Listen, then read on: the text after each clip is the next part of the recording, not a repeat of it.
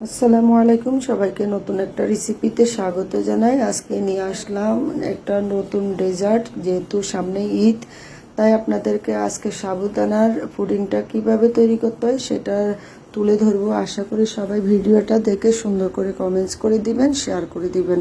তো চলেন, আমি আগে থেকেই ফ্রাই প্যানে সুন্দর করে আমার সাবুদানাগুলো সিদ্ধ করে নিয়ে নিলাম। তার সাথে আমি মিক্স করে দিলাম ফুড কালারটা, কারণ সাবুদানার পুডিংয়ে যাতে কালার আসে সেজন্য আমি এই ফুড কালারটা ব্যবহার করলেন। চাইলে আপনারাও করতে পারেন বিভিন্ন কালার, তো আমার মন চাইলো আমি অরেঞ্জ কালারটা ব্যবহার করলাম। এবার আমার সিদ্ধ হয়ে যাওয়ার পালা, আমি নামিয়ে সুন্দর করে চাটনি দিয়ে পরিষ্কার করে নিব ঠান্ডা পানি দিয়ে। যেহেতু সাবুদানাটা একটু আঠালো থাকে, তাই তো আঠালো ভাবটা দূর করার জন্য ঠান্ডা পানিতে ধুয়ে পরিষ্কার করে নেবেন। এইদিকে ফ্রাই প্যানে আমি 2 লিটার তরল দুধ নিয়ে নিব, সাথে আগা পাউডারটা মিক্স করে দিব। যেহেতু আমি আজকে তৈরি করব সাবুদানার পুডিং, তাই তো আপনারা চাইলে এইটার পরিমাণ একটু বাড়িয়ে দিতে পারেন বা কমিয়ে দিতে পারেন। তো আমার মন মতো আমি যখন সাবুদানা পুডিংটা তৈরি করি তখন আমি তরল দুধ গুঁড়া দুধ দুইটা একসাথে মিক্স করে নিই, যেহেতু টেস্টটা অনেক বেশি আসে তাই।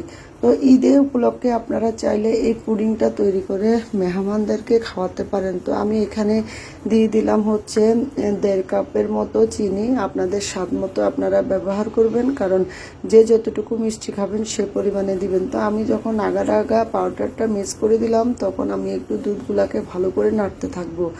আগা পাউডারটা হচ্ছে দুধকে ঘন করবে এবং তরল জাতীয় জিনিসকে এক জায়গায় জমে দিবে। তো এখন আমার দুধগুলা টানানো হয়ে গিয়েছে। আমি উপরে থেকে যে সাবুদানা সিদ্ধ করে রেখেছি সেটা এখন দুধের সাথে মিক্স করে দিব। যেহেতু আমি এটা হচ্ছে সাবুদানার পুডিং, তাই আমি এইভাবে সুন্দর করে নেড়ে ছেড়ে সাবুদানাটা দুধের সাথে মিক্স করে দিব। তো চাইলে আপনারা আগের থেকে পরিষ্কার করে সুন্দর করে ধুয়ে ঠান্ডা পানিতে এইভাবে নেড়ে ছেড়ে দানার সাথে আপনারা দুধগুলা মিক্স করে দিবেন, তাহলে আপনাদের পুডিংটা তৈরি হতে খুবই সুন্দরভাবে প্রস্তুতি হয়ে যাবে। তো আমার তো সব দিকে কমপ্লিট হয়ে গেল। এখন আমি একটা পাত্র নিয়ে নিব, এরকম এই পাত্রের মধ্যে হালকা ব্রাশ করে নিব, যেহেতু আমার পুডিংটা নিচে লেগে না যায়। তো আবার পুডিংয়ের সব প্রসেসিং শেষ হয়ে গেল। এখন আমি ঢেলে দিলাম, ঢেলে দিয়ে এখন আমি 1 ঘন্টার মতো এটা প্রসেসিংয়ে রাখবো, যেহেতু এটা জমাট বাড়তে বেশি সময় লাগবে না।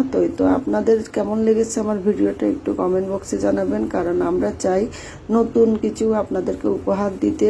আমাদের এই ভিডিওর মাধ্যমে আপনারা কিছু নিত্য নতুন শিখবেন, তাই সব সময় একটা না একটা শিক্ষণীয় বিষয় নিয়ে আসি আপনাদের উদ্দেশ্যে।